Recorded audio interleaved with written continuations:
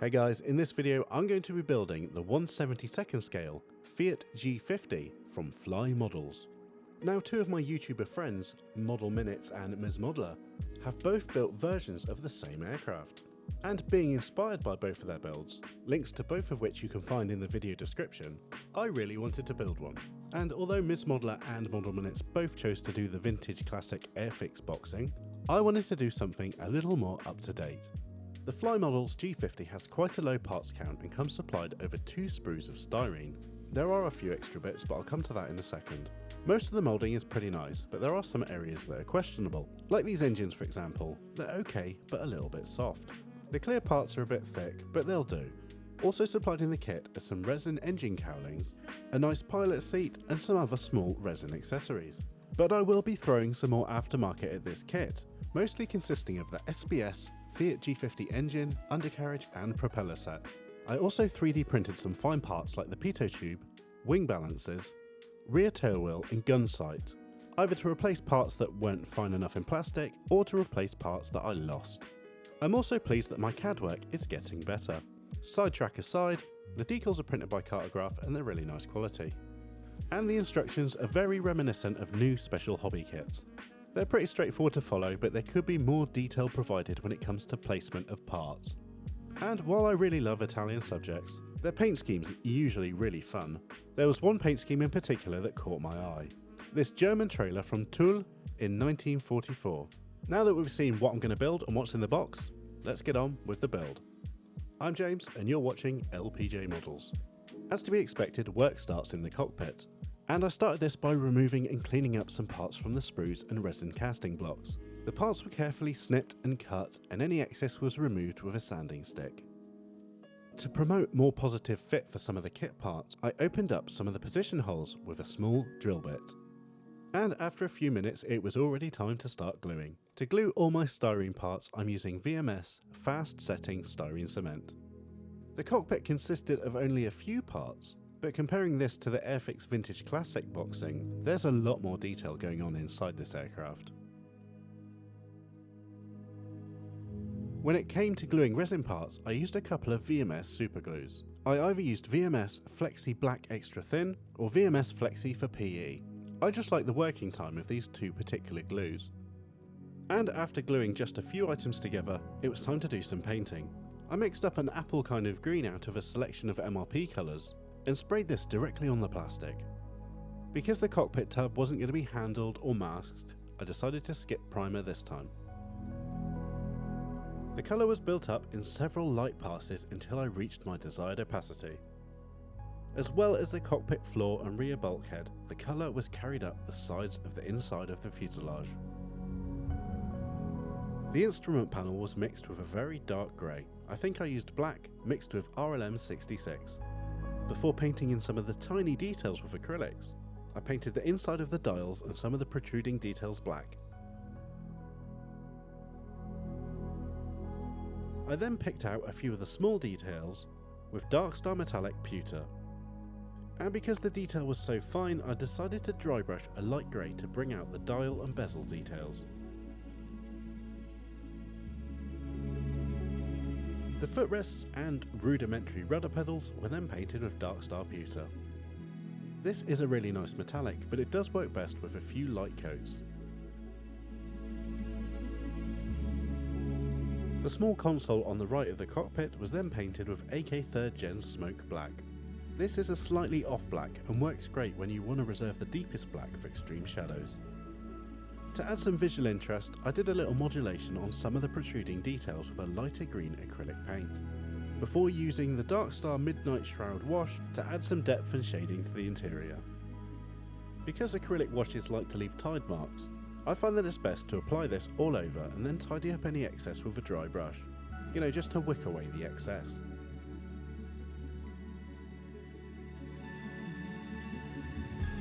The seat was to be painted aluminium, so to get a nice sheen I kind of primed this with Mr. Colour GX2 Gloss Black.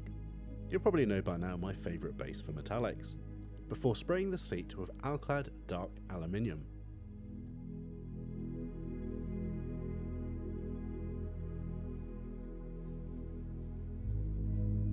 I then brushed on the strap and padding detail with Vallejo English uniform and German camouflage beige.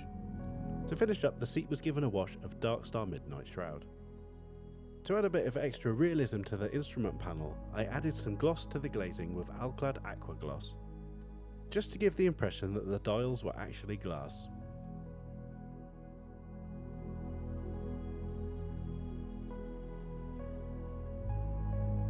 And with all that painting and weathering, it was time to seal it in with some VMS matte varnish. A few light dustings was enough to finish off the interior, ready to be put together. First up, the seat was glued to the cockpit floor with VMS Flexi Black Thin Superglue. This was applied carefully with a toothpick, before dropping the seat carefully into place.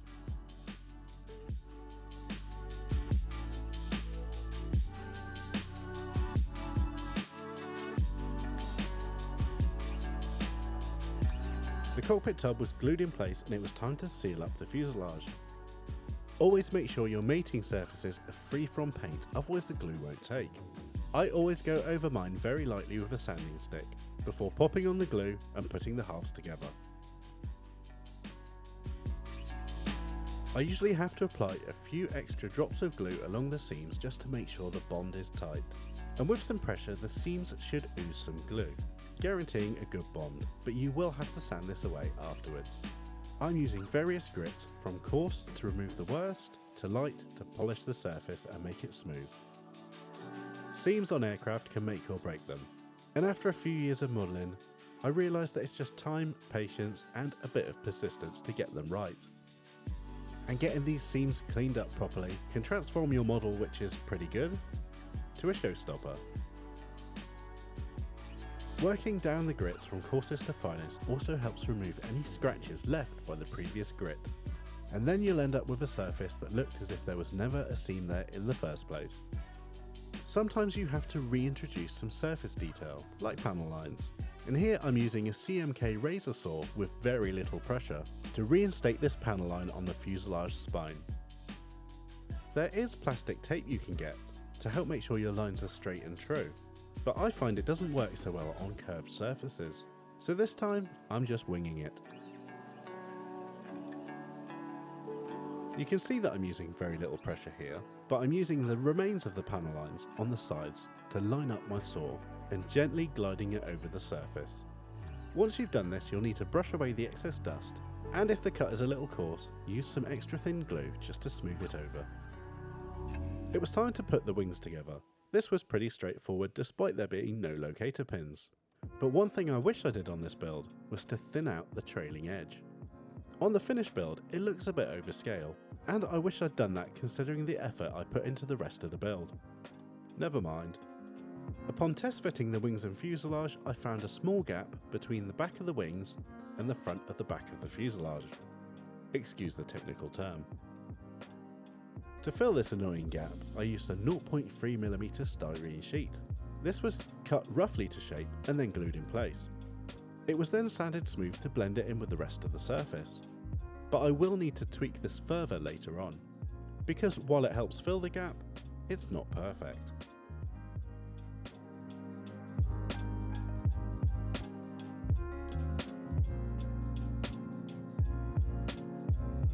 Gaps fixed, it was time to glue the wings to the fuselage. The fit here is actually pretty good, and everything lines up nicely. But being such a key component, you've got to take time and care to make sure it's all lined up nicely.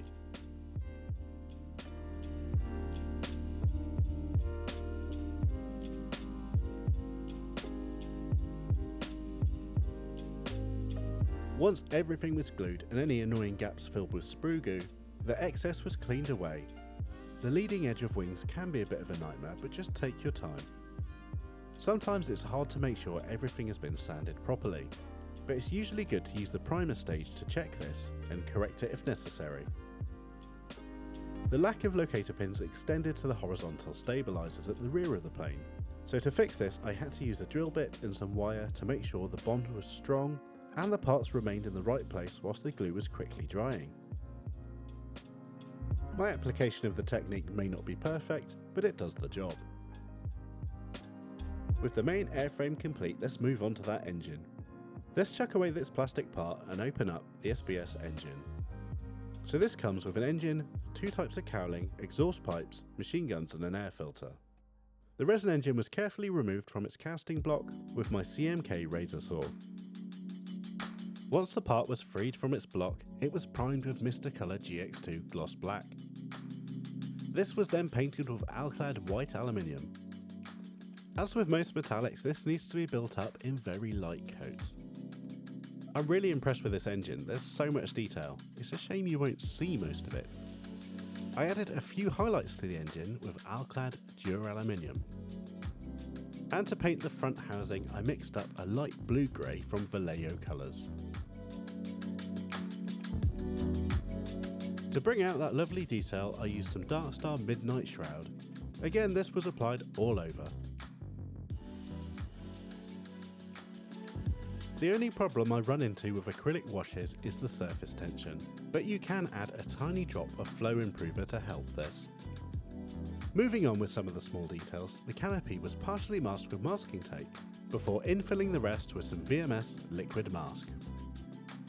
For me, this is a big time saver, even though the canopy is tiny.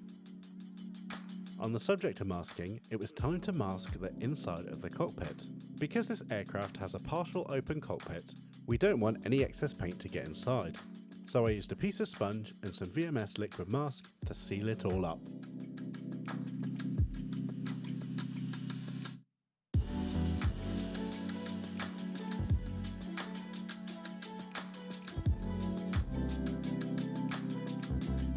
Next up, I'm going to start priming.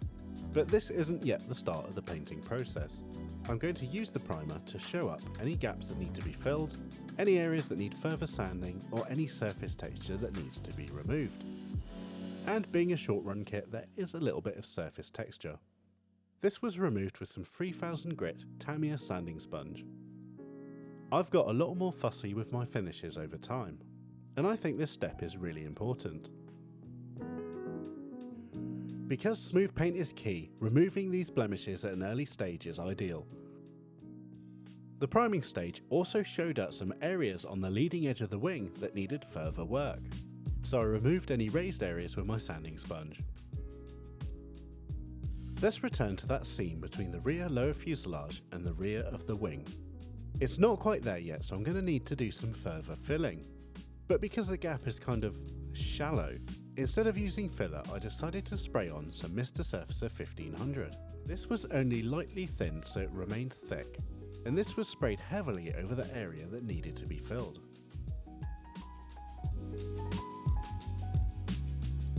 Once it had cured, it was time to sand it down and blend that annoying seam into the rest of the finish.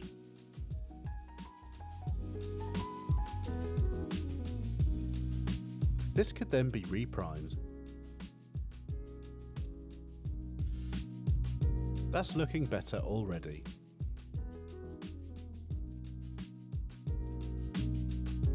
And with all the parts put together, the model was completely reprimed and it was time to move on to the painting. This complex scheme consists of Italian colours with an overspray of German RLM colours. For the Italian green, I used a mix of RLM 70 and olive green MRP colours. This was black based, roughly, not in my usual fine manner because most of it will be covered, over the black MRP primer. When I saw this scheme, I knew it would be a challenge, and I thought it would be a great way to practice and test my fine spraying. So the majority of the work going forward will be free-handed. For this, I'm using my Harder & Steenbeck 0.15 Infinity CR. Pressure stayed static at around 15 psi for the entire paint job. And the key things I had to remember were to stay close to the model surface and use very little trigger when applying the paint. So after temporarily gluing the engine cowling in place onto the body, I didn't want to have to repaint the exhaust pipes. It was time to move on to the meat and bones of this model, the paint job. For the first colour I used MRP RLM 79. To make these models you need a steady hand and a bit of practice, and my MRP colours were used straight out of the bottle. To paint the models, I found the best method was to carefully draw the shape you wanted with the airbrush and then infill it. Of course, sometimes this doesn't go exactly to plan, but that's the general technique I use to bring these shapes to life. You can see when I'm airbrushing, very little paint is actually coming out of the airbrush. I'm using very minimal trigger here to try and avoid any overspray or spidering.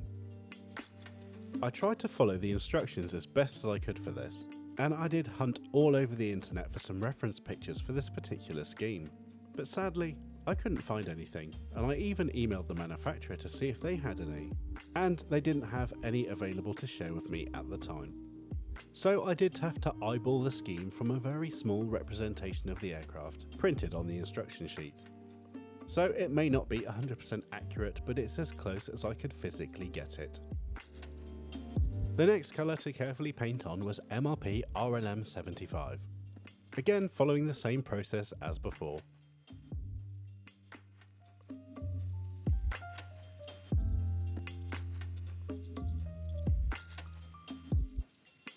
Before moving on to the final and lightest colour on the upper surfaces, MRP's RLM 76. It's kinda looking a bit like urban camo at the moment, and it's pretty eye-catching. And despite the complexity of the scheme, I did manage to get this paintwork done in an afternoon. That's the nice thing about 1/72nd scale aircraft. Because the paint scheme looked a little garish, I wanted to unify it with a filter. So I got some MRP RLM02 and highly diluted this, about 95% thinner, and then misted this highly diluted mix over the entire camouflage scheme. The effect, well, it's not that noticeable, but it does knock the colours down a bit, which is exactly what I was going for. To finish the main paintwork, I needed to paint the underside. For this I used MRP 134 Light Grey. Sadly, I don't have any of the dedicated MRP Italian colours yet, so I did have to improvise, but it's close enough. This was again black based, but in a more precise manner. I wanted some of that shading to show through. Because the underside is quite a large grey area, I wanted more variation. And because the top paint scheme was so complex, I couldn't squeeze in any variation with the airbrush, so I'm going to have to tackle that a different way. To finish up, there was a large yellow band signifying that this aircraft was a trainer on the rear of the fuselage. I based this with RLM 76 and then pre-shaded with some brown, before finishing up the yellow with some SMS trainer yellow. Not quite RLM 04, but I had run out, so it'll have to do. The exhaust pipes were then glued into the rear of the engine cowling with VMS black, before supergluing the whole assembly onto the main fuselage.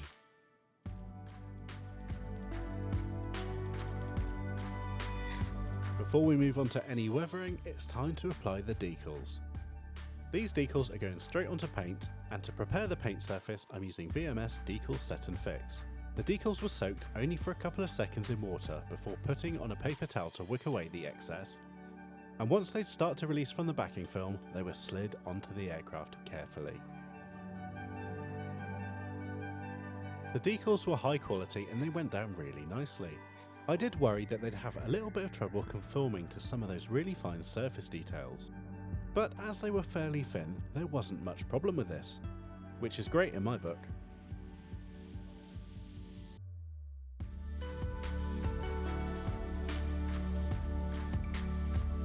But once the decals were dry, I did give them a few light coats of VMS decal softener just to make sure they conformed to the surface completely. And with the decals complete, the entire model was given a layer of VMS satin varnish. I only used a few light coats of this, gentle passes, mainly to hide the edge of the decal film, and to give myself a satin finish on which I could start the weathering. Aside from regular weathering, I needed to figure out a way that I could add tonal variation to the upper surfaces of the aircraft. So I decided to do a technique that hasn't really worked well for me in the past. Post-shading. I mixed up an ultra thin blacky brown out of MRP black and red brown. This was thinned at a ratio of around 90% thinner, 10% paint. And as you can already see, I started this process on the underside, adding shading around details and on areas that might pick up grime particularly well. After I'd warmed up, it was time to bring this onto the upper surfaces. It's really hard to see how much paint I'm putting down here, and because it's so subtle you can't see very much. That's why I included the footage over the grey. Next up, it was time to add some chipping.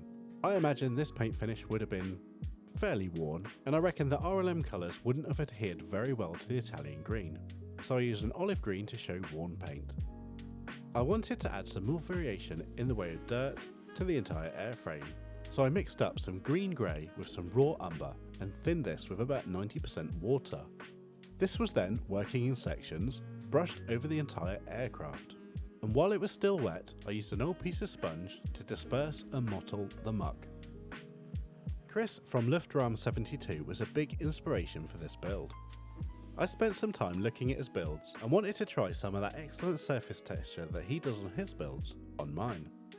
And while I didn't copy him like word for word, I spent some time really examining what he'd done on his models and tried to do similar in my way. And while I'm nowhere near as good as Chris, I like to think this surface texturing really brought my model up a notch. You'll have to let me know what you think in the comments. Now it's time to add some more shadow and depth with oils. First up, I did an oil wash using Italian WW2 Black, Shadow Brown and Sepia. This was thinned with VMS Universal Weathering Carrier Light. I used various mixes of those oils across the surfaces and applied them as a pin wash. This is done by touching your loaded brush onto the edge of a detail or panel line and letting capillary action do the rest. The nice thing about this kit is the panel lines are really fine, so while they may be easy to clog up with paint in the painting stage, if your layers are thin enough you get some really nice fine crisp panel lines.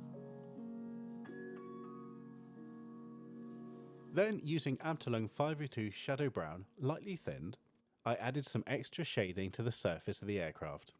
This was done by brushing the oils into corners between panels, along panel lines, and around various details and joins, and then blending them in with a dry brush, just to simulate panels with bad fit or varying heights.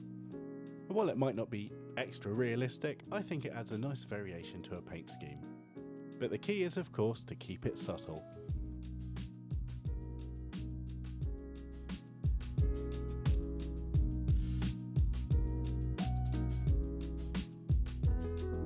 This process was then repeated on the underside, but this time I used a little more thinner in my wash mix, just to tone down the intensity of the dark colours. Too stark a wash can lead to a model looking cartoony, and I like to be extra careful, especially with a pale colour like this grey.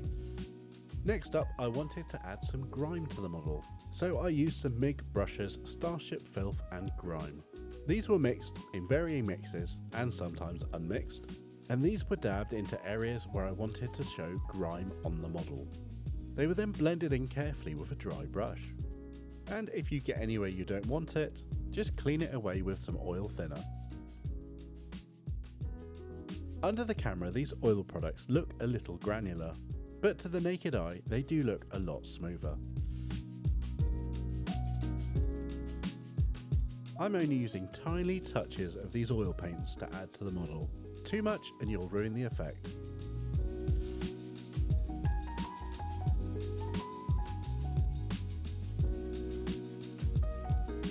I use the same mix to add some grimy streaks to the underside of the aircraft.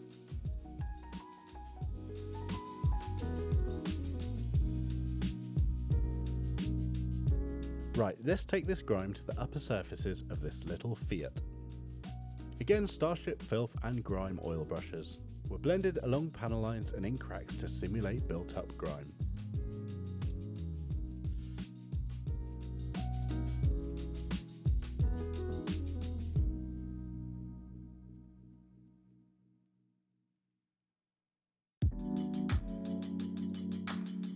This can always look a bit iffy until you get to the blending stage, which smooths everything out nicely. Extra care and attention was given to areas like the wing root and the side of the fuselage where the pilot would get in and out, and around any maintenance hatches, areas where grime is almost a given. This was followed with a mix of burnt umber and yellow ochre artist oils to add some mud effects, only lightly of course. Again, a few minutes after they were applied, they were blended into the finish.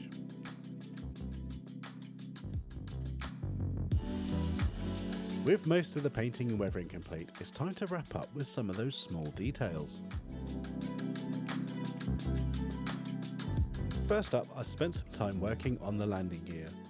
SBS supply you some resin wheels, white metal gear legs and some photo etched gear doors.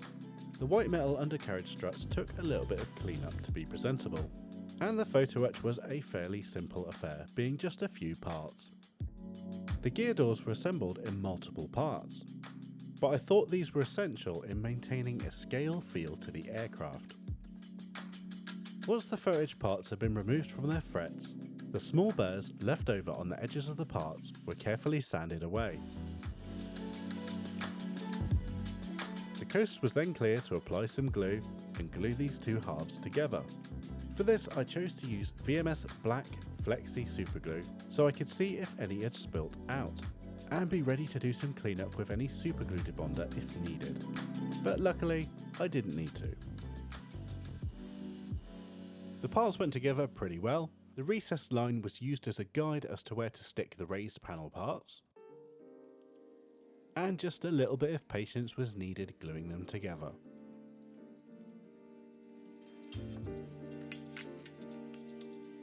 Enter my Saturn IV Ultra. There were a few parts that needed replacing or upgrading. Like this tail wheel, the kit one didn't have much definition. So these parts were designed in Fusion 360 and printed on my new printer. The landing gear was then sprayed in apparently a quite haphazard way, priming with black and then spraying them with that MRP light grey from earlier.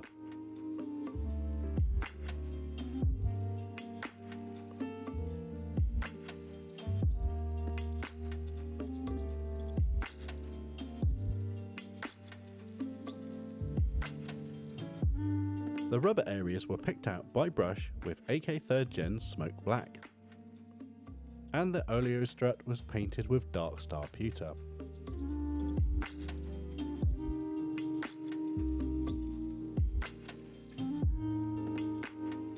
To finish off the landing gear, they were given some light weathering and a gentle application of VMS Light Earth Pigment Jockey, just to add some dust to the wheels.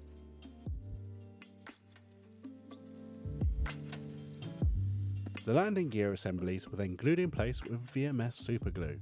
I used the one for PE because I thought the black was a bit risky with lots of exposed painted surfaces around.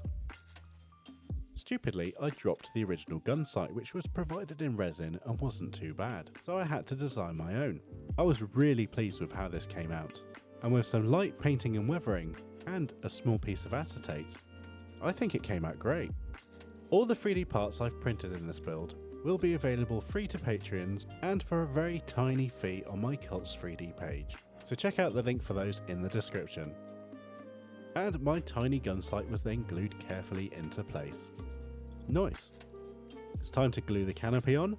This was glued on with VMS Transperfix 6K. The canopy isn't the greatest, but it's the only option I had. And it went down okay, although I did have to come back and do some very tiny filling to try and blend it in. The tiny pitot tubes were then placed into holes I drilled earlier. These were one of the last things I added because they were so delicate. And if you know me, I do like to break things, so this is a good idea. These were then painted in Dark Star Pewter. Again, this took 2 or 3 light coats to build up to opacity, but the effect is really nice. The propeller is a 2-colour affair, with the front faces of the blades being aluminium and the back being black. So once I'd assembled the SBS propeller, I painted it entirely in silver, and then because I wanted to show some wear on the back faces of the blades, sprayed this with VMS chipping solution. This was followed up with a mix of MRP and Tamiya lacquer black. This was applied really carefully because I couldn't be bothered to mask it, and the mix of the Tamiya and MRP blacks gave it a nice semi-gloss look.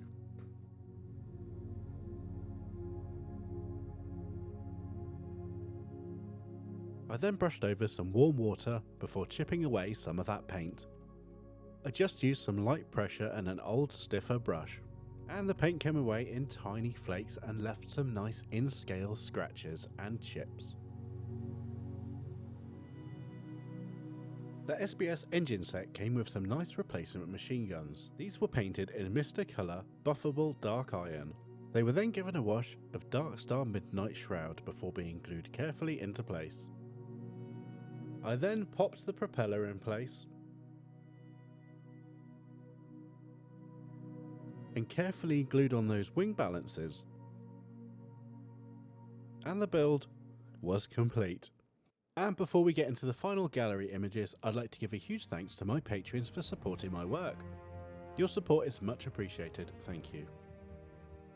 This build really was a labour of love. I was really drawn to the shape of the Fiat G.50 after watching the videos by Model Minutes and Ms. Modeler, and I'd like to thank them for inspiring me to build my one. The paint scheme is non-conventional, and that's why I went for it. It's just a bit nuts. I imagine the training squadron were given a Fiat G.50 in Italian colours and then told to go to town in camouflaging it up. And they took that quite literally. So overall, I'm really happy with this build, but I'm really curious to know what you think about it. Did I pick the right paint scheme? What would you have done differently? And do you think adding the aftermarket sets was worth it? Let me know in the comments below after you've hit the like button. And if you haven't subscribed already, why not? I've got more videos just like this on the way.